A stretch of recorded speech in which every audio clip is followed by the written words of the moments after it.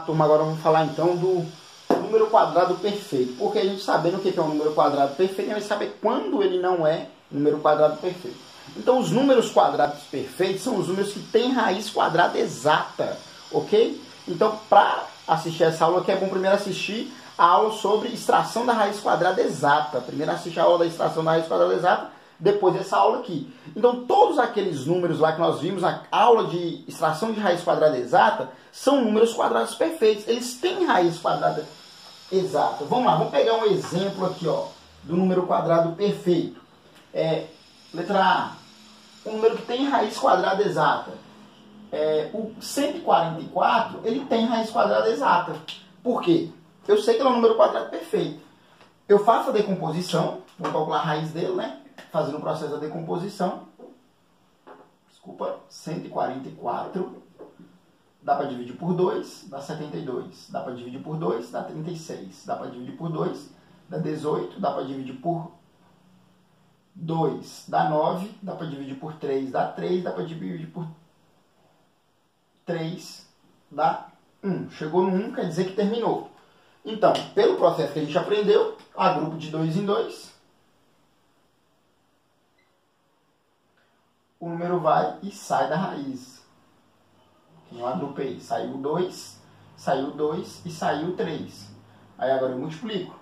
2 vezes 2, 4. 4 vezes 3, 12. Então a raiz quadrada de 144 é 12. O que eu posso concluir?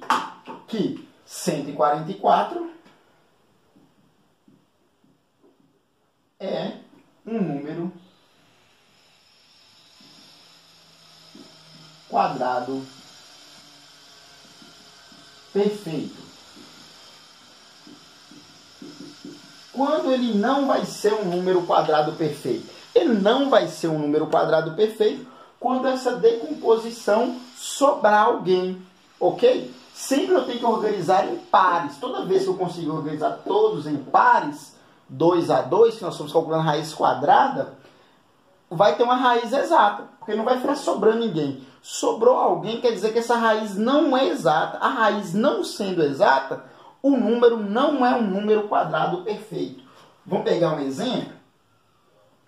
Agora vamos pegar exemplo dessas raízes não exatas. Aí com isso a gente estuda as raízes não exatas.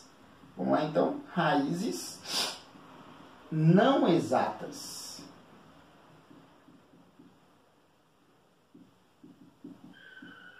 Muito fácil de lembrar então, ó. Quem tem raiz exata é número quadrado perfeito. Quem não tem raiz exata não é número quadrado perfeito. Logicamente nós estamos usando raiz quadrada aqui, só a raiz quadrada. Vamos lá então, turma. Vou pegar um exemplo lá aqui, do número que não tem raiz quadrada. Ó, 80. 80 a gente sabe que ele não tem uma raiz quadrada exata. Vamos decompor ele, para vocês verem o que acontece. Ó, 80. Ele tem uma decomposição porque ele é um número composto, ele não é um número primo. Dá para dividir por 2, dá 40. Dá para dividir por 2, dá 20. Dá para dividir por 2, dá 10. Dá para dividir por 2, dá 5. Dá para dividir por 5, dá 1. Agora eu vou agrupar de 2 em 2 os pares. Agrupei. Não vou fazer isso aqui agrupando, não. Vou fazer isso aqui passo a passo. Vou voltar aqui, ó. Então, o 80, ele pode ser escrito, fazendo igual eu fiz no inicial da aula. Ele pode ser escrito como 2 vezes 2 vezes 2 vezes 2 vezes 5. Ok, turma? Aí agora eu junto de 2 em 2. Junto 2 com 2, junto 2 com 2. Aquele 5 não juntou com ninguém. Eu deixo ela quieta. Ele não juntou, ele não tem outro par, posso juntar ele. Os que eu juntei são potências ao quadrado. 2 ao quadrado, 2 ao quadrado, vezes 5. Eu posso desaparecer com ele. Mas que eu juntei virou ao quadrado. Olha o que acontece então. Quando eu vou eliminar a minha raiz, eu elimino a raiz junto com os outros 2. Só que os 5 eu não eliminei. Então o que acontece? Os 2 que eu eliminei esse 2, ele sai. Eliminei esse 2, ele sai. Quem eu não eliminei, continua dentro da raiz. É como se a raiz continuasse só para ele. Eu multiplico aqui e ficou 4 raiz de 5. que eu tenho que ler 4 vezes a raiz de 5. Como eu sei que a raiz de 80 ela não é exata, ela tem que ser um número irracional. Por ela ser um número irracional, a raiz não vai desaparecer. Sempre vai sobrar alguma coisa com a raiz nesses números que não são quadrados perfeitos, que logicamente são números que não têm raiz exata, ok, turma? Então, como eu já sei que ele não tem raiz quadrada exata, eu sei que 80 não é um número quadrado perfeito.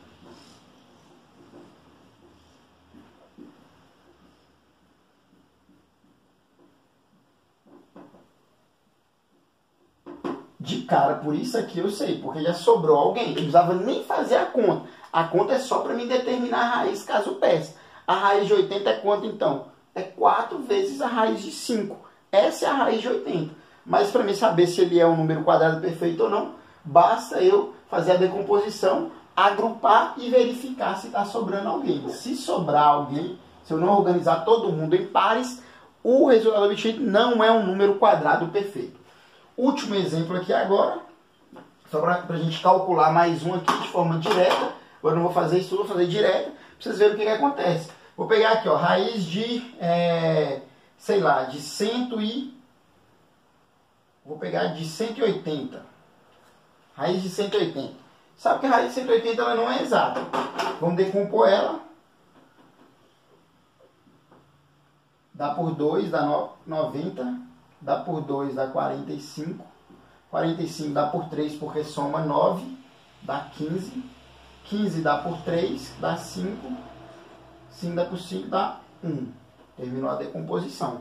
Olha o que aconteceu. Quando eu agrupo fazendo de forma direta, eu agrupo 2 com 2, só posso agrupar os números iguais, tem que ser em pares. O 3 com 3 e o 5 está sobrando. O que acontece na minha raiz, então, quando eu estou calculando? Já sei que não é um número quadrado perfeito, porque sobrou alguém. Mas o cálculo fica. Esse 2 que eu agrupei, ele sai. Esse 3, ele sai. O 5 não sai. Saiu 2, saiu 3. 2 vezes 3 é igual a 6. Não posso esquecer de quem não saiu. Quem não saiu, vou circular, permanece dentro da raiz. Então, a minha resposta é 6 raiz de 5. Toda vez que não for uma raiz exata, vai ficar algum número acompanhado de uma raiz, ou então a própria raiz, que é o caso do raiz de 10, que quando a gente faz a decomposição dele, a gente não consegue agrupar ninguém. Então, raiz de 10 é a própria raiz de 10, não tem nenhuma parte que é um número inteiro antes. É assim que a gente define, então, se o número é quadrado perfeito ou não, e se calcula a raiz quadrada não exata. Se sobrou alguém sem par, a raiz quadrada é não exata, ok, turma? E assim que a gente calcula ela, do mesmo jeito da outra. Quem saiu, a gente viu que sai todo mundo, a gente tem o resultado exato. Se não sair todo mundo, quem saiu a gente multiplica e fica do lado de fora. Quem não saiu, por não ter par, fica do lado de dentro. Só uma dica, se sobrar mais de um número aqui sem par, vai que tivesse sobrado um 3 aqui, por exemplo. Tivesse um 3 e um 5 sem par, eu deveria multiplicar os dois. Eu vou dar esse exemplo, eu ia encerrar, mas eu vou dar esse exemplo aqui, de se sobrar mais de um número, como é que a gente deve proceder. Logicamente que agora não é intuito mesmo, para alunos do 8º ano, de estar calculando essas raízes não exatas, mas a gente vai aprender como é que se faz também. Vamos pegar aqui, ó, se eu quisesse sobrasse um 3 aqui, bastava multiplicar aquilo ali pelo 3, né? Então seria por 540. Então, vou calcular aqui a letra C, só para vocês verem, raiz de 540. Vamos lá, vamos decompor 540. Acho que vai dar certo. 540, vamos lá, decompondo ele agora. 540 dá por 2, dá 270, que dá por 2, dá 135. 135, se eu somar, não dá, mas vai dar por 5, que vai dar 25. Não vai sobrar o 3, não. Fiz a conta errada aqui. Eu vou terminar. Já está aqui, a gente termina a raiz. Deu 5, deu por 5, deu 5, deu 1. Ok, turma? 125. Está correto isso?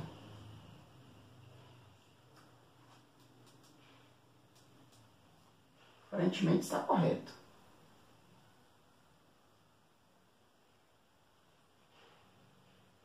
Aqui seria 27, ó. É por isso que está errado. Aí, descobrimos o erro. Não era 25, era 27. Ok? 27 dá por 3, dá 9, que dá por 3, dá 3, que dá por 3, dá 1. Então estava certo o que eu tinha pensado. Só fiz a conta errada. Acontece. Vamos lá. Então, agora a decomposição está correta. Eu vou agrupar de 2 em 2 os pares. Agrupei. Aqui dava por 3, porque a soma dava 9. Se eu tivesse dividido por 3 antes, eu não tinha errado.